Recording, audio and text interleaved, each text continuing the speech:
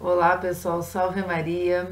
Esse vídeo, ele não estava programado dentro dos assuntos que nós viemos tratando no canal, né? Então, eu disse a vocês que vinha buscando estudar Amores Letícia, os assuntos sobre família. Assim fizemos, né?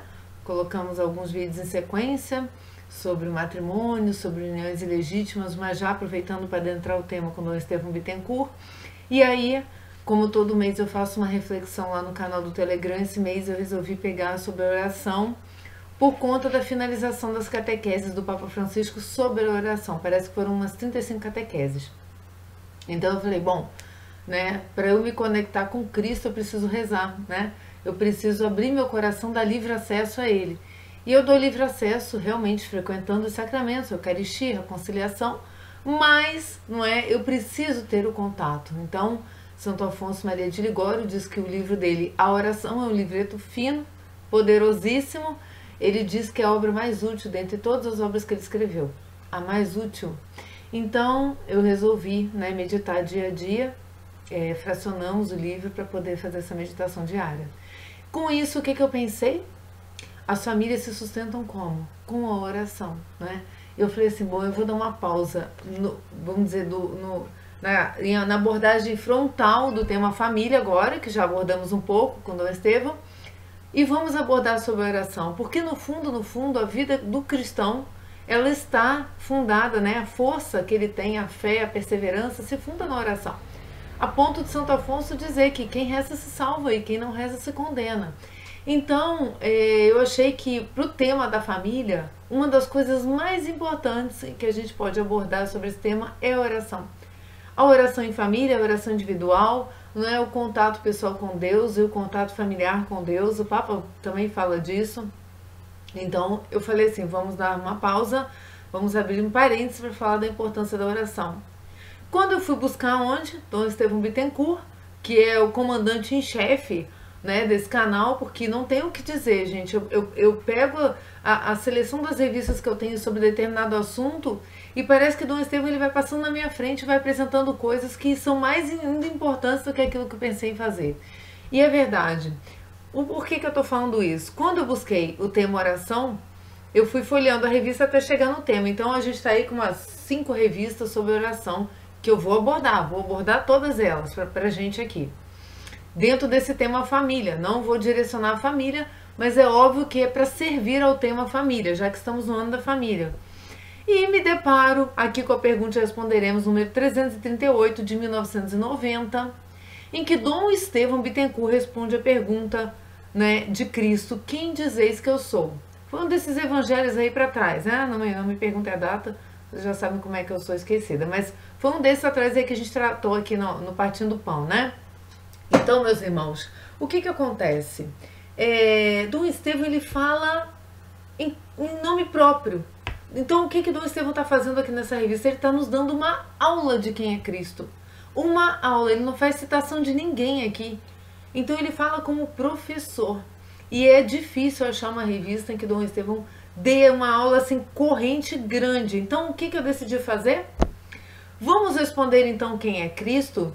Para responder então a importância da oração, que é falar com Cristo e da forma como Cristo nos ensina a falar com o Pai, não é? Para daí a gente adentrar na fortificação que deve ocorrer dentro das famílias pela oração e pela presença do Cristo. Então, Dom Estevão elevou a minha abordagem a um nível que jamais eu elevaria. Se não fosse essa sequência aqui dessa revista que eu peguei, eu vou falar para vocês, que fala aqui, ó, oficinas de oração, que são? Aí eu tô buscando o tema oração, eu falei assim, então vamos lá, oficinas de oração, vamos ler. Tudo que Dom Estevão fala sobre oração, vamos ler, não é? Aí me deparo eu com o segundo, logo depois da saudação, né, que tá num temas, que também é lindo, eu quero fazer um vídeo com esse tema aqui. É aquela saudação inicial que ele tem na revista, né? É só essa paginazinha aqui. Então, ele começa, quem dizeis que eu sou? Tá aqui. Aí eu digo pra vocês, temos ou não temos que fazer esse vídeo? Temos. Então o que eu decidi? Vamos fracionar esse vídeo. Então eu vou fazer agora, eu vou gravar em sequência vários até concluir esse assunto, para que vocês possam ouvir na medida do tema, se vocês quiserem pegar todos, é o que eu acho mais importante, porque é Dom Estevão quem fala, não é? Mas vocês podem pegar também por tema ou então pensar, né, ouvir de novo um tema específico. Então eu resolvi fracionar, já que ela é compridinha. Então vamos lá, vamos começar, vamos pedir a ajuda do Espírito Santo para saber, né, quem é este homem? Ele perguntou pra gente, e vocês? Quem dizeis que eu sou? Então, com a ajuda de Dom Estevão, esses próximos vídeos vão nos ajudar a responder. Em nome do Pai, do Filho e do Espírito Santo. Amém. Vinde, Espírito Santo, e enchei os corações dos vossos fiéis.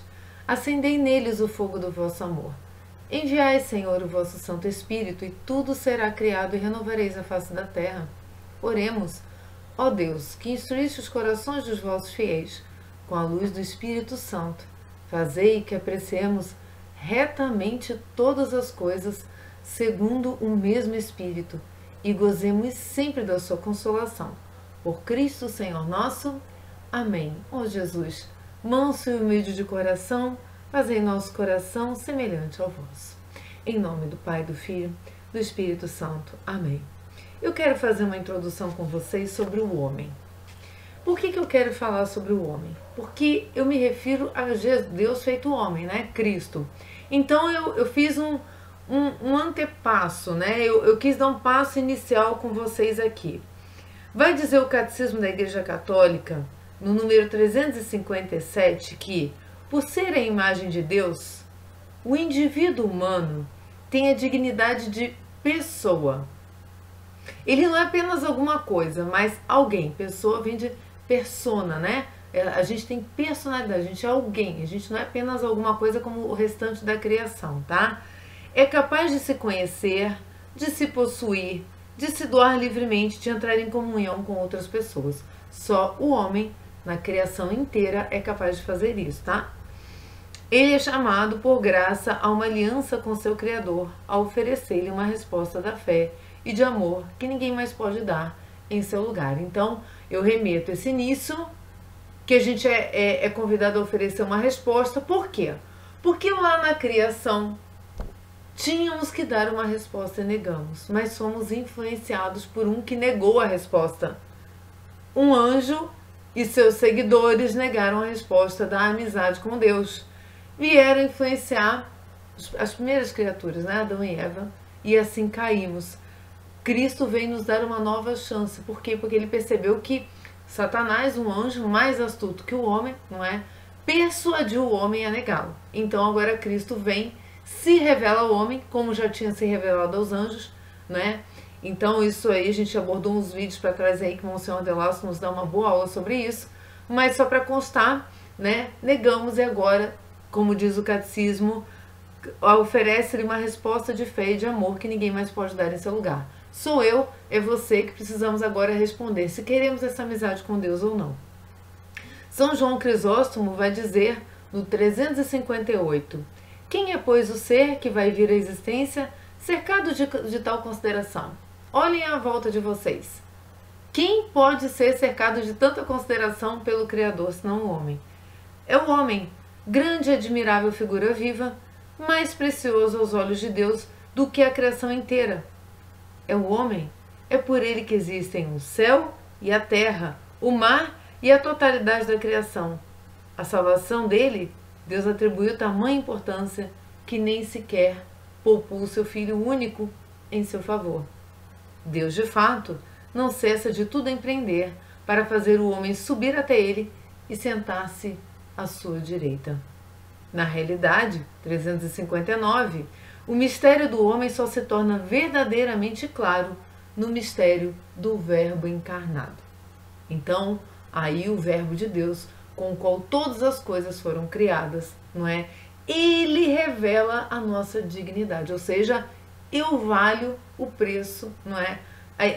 Daquele ao qual eu me assemelho, de Deus. Tanto é que quem paga o preço é o próprio Deus na cruz, pela nossa desobediência. Então, São Paulo nos ensina que dois homens estão na origem do gênero humano: Adão e Cristo. O primeiro Adão, diz ele, foi criado como um ser humano que recebeu a vida. O segundo é um ser espiritual que dá a vida. O primeiro foi criado pelo segundo, de quem recebeu a alma que o faz viver. O segundo Adão estabeleceu sua imagem no primeiro Adão. O homem não foi feito a imagem e semelhança de Deus? Está aqui, ó, a nossa imagem e semelhança. Quando o modelou. Assim, se revestiu da natureza deste último, e dele recebeu o nome, a fim de não deixar perder aquilo que havia feito a sua imagem. Primeiro Adão, segundo Adão. O primeiro começou, o segundo não acabará.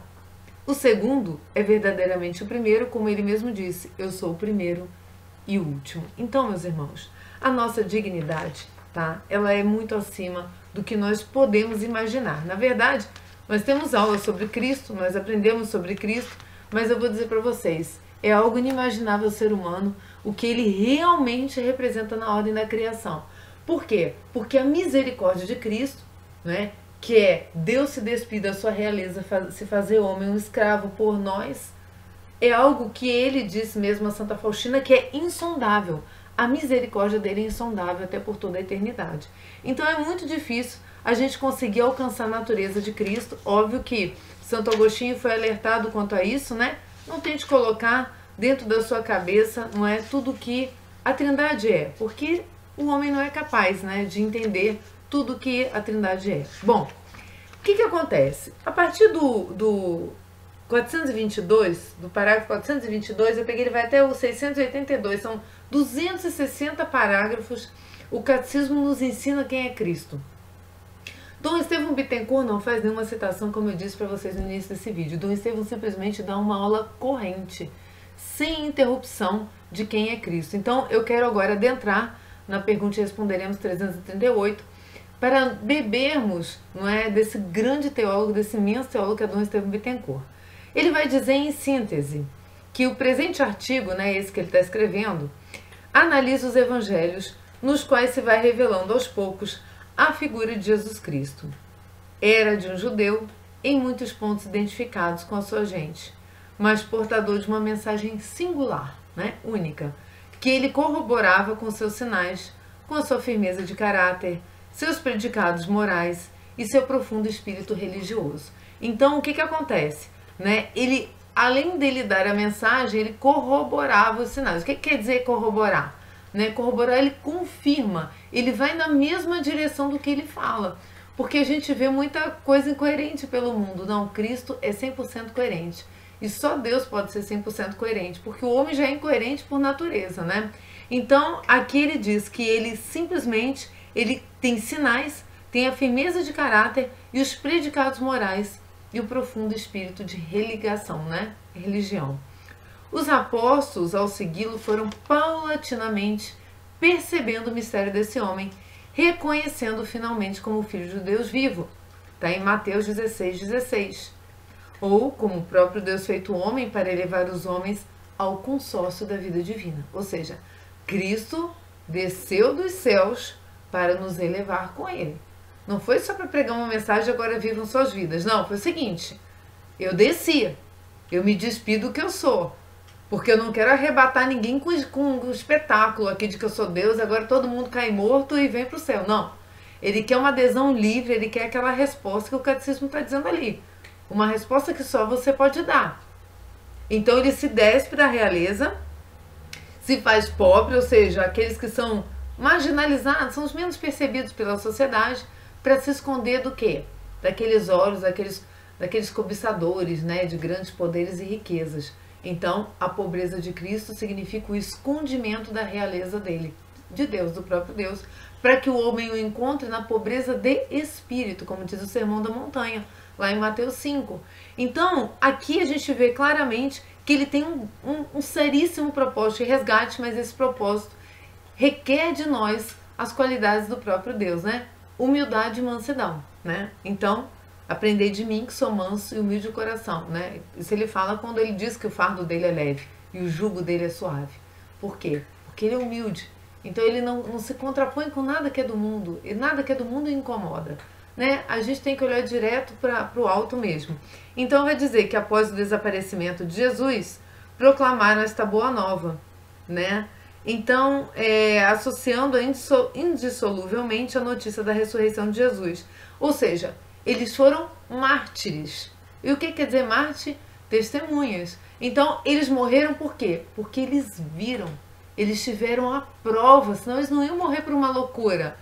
Quem que morre por uma mentira? Eles iam se dispersar e dizer, nossa, a gente foi enrolado numa ilusão. Não, eles deram a sua vida, foram verdadeiras testemunhas. Por isso a nossa fé é apostólica. Confiamos no testemunho ocular. E ai de nós sermos um Tomé. Tomé, acreditaste porque vistes. Felizes aqueles que acreditam sem ter visto. Então, este anúncio, por mais rebarbativo e incrível que parecesse, foi atravessando os tempos e as perseguições. Sangue de mártir, semente de quê? Dos cristãos, né? Tais fatos levavam os homens retos a refletir e a pesquisar de mais de perto o estranho fenômeno. Jesus Cristo e o cristianismo. Quem é este homem pelo qual morrem incontáveis homens, pelo qual não se abre fé e não se professa coisas diferentes do que ensinou Jesus Cristo? Quem é esse homem? E vós, quem dizeis que eu sou? Então agora vamos passar, dada essa síntese que Dom Estevão faz do artigo dele, vamos passar as considerações do nosso mestre Dom Estevão Bittencourt. A figura de Jesus no tempo mesmo dos apóstolos suscitava interrogações. Alguns o aceitavam, outros não. Aí Dom Estevão faz as remissões aqui que eu posso colocar na descrição para vocês, tá bom? Daí a pergunta do Senhor. Quem dizem os homens que eu sou? Quem dizeis que eu sou? Essa pergunta ele faz em Mateus 16, do 13 ao 15. Ora, é oportuno, mesmo aos cristãos de hoje, recolocar tais perguntas, abstraindo de sua fé. Procurem ponderar os prós e os contras referentes a Jesus. Disto só poderão resultar benefícios para a profissão cristã dos que já creem e luzes para os que não creem. É o que vamos fazer considerando Jesus como um mero homem que viveu outrora e deixou marcas na história. Que tem a sua vida de significado e característico? A resposta será valiosa. Quem é esse Jesus?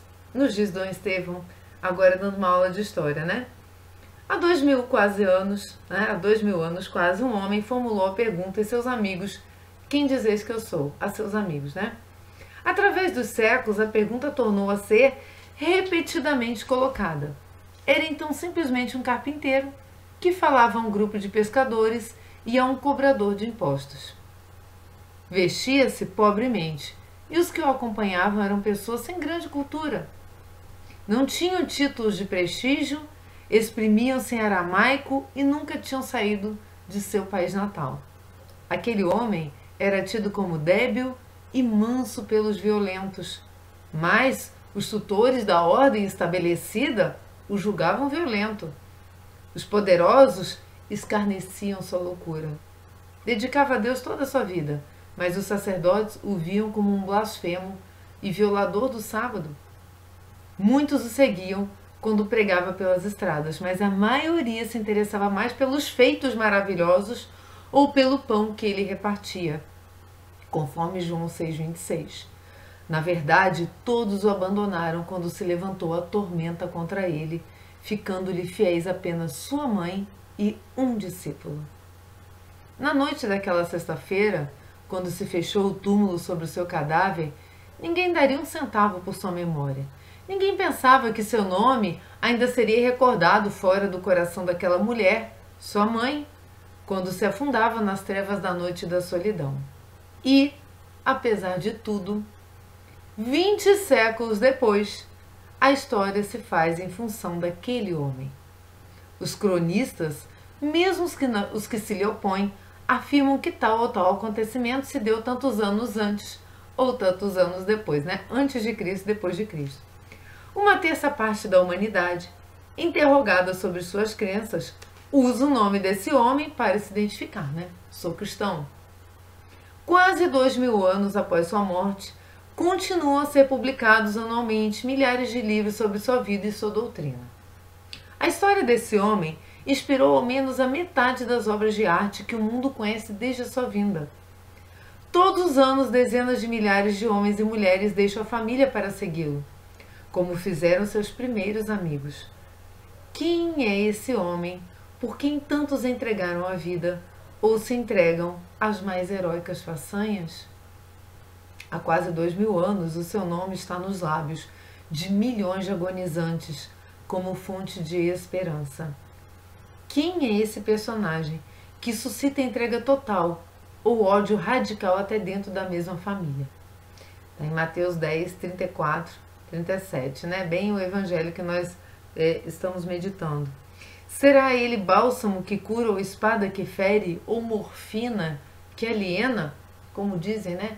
Os cristãos são alienados, né? Marx gostava de dizer isso, né? A religião é o ópio do povo, né? Alienação, será? A resposta a essas perguntas se impõe a todo homem que pense. Com efeito, se esse homem é o que dizem seus discípulos, a existência de cada indivíduo toma rumo e sentidos novos. Se, porém, ele foi um impostor, gerações e gerações até hoje sacrificaram em vão o melhor da sua vida. O mesmo não se dá com outros personagens da história.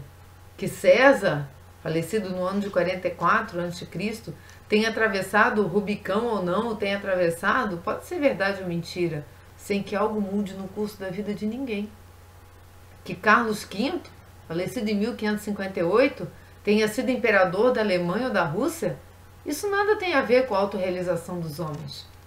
Que Napoleão I, falecido em 1821, tenha morrido após derrota na ilha de Elba, ou tenha terminado seus dias como imperador, isto não move nenhum ser humano a deixar sua casa e suas comodidades para se tornar missionário na África ou na Oceania.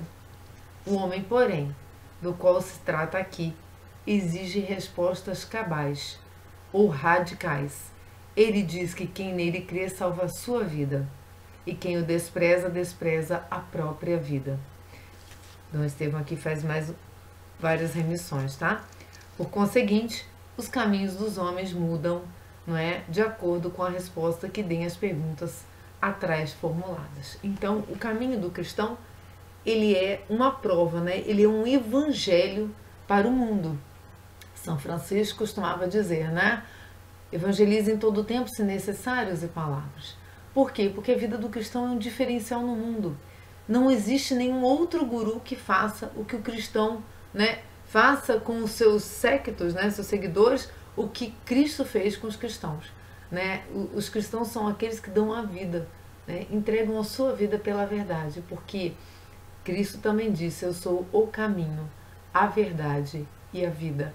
E quem quer seguir retamente, faz tudo, dá a vida por ele e mais, considera, como diz São Paulo, essa vida como lixo, né? Viver para mim é Cristo, diz São Paulo. Então, vamos continuar, que na próxima a gente vai abordar agora, né, no vídeo seguinte, num recanto do Império e a questão do povo judeu e a espera de Jesus Cristo. Fiquem com Deus e até o próximo. Salve Maria Santíssima!